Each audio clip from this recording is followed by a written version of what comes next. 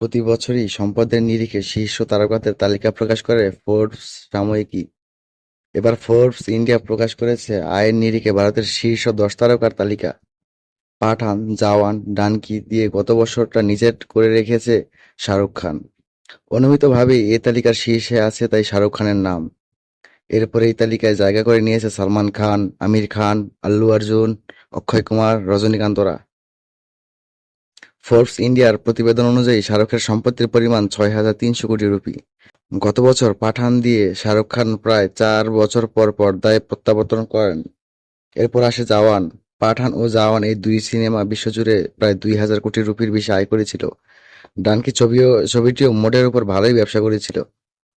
সবটা মিলিয়ে ভারতের সবচেয়ে শক্তিশালী ও বিত্তশালী তারকা হয়েছেন শাহরুখ খান।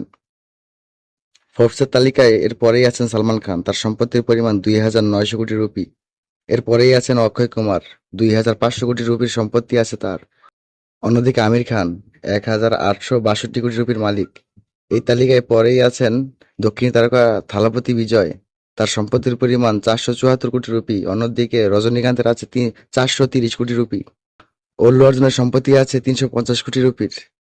প্রভাস ও অজিত কুমারের সম্পত্তির মূল্য যথাক্রমে 241 কোটি ও 196 কোটি রুপি। এ তালিকায় দশম স্থানে আছে কমল হাসান, তার সম্পত্তির পরিমাণ 150 কোটি রুপি।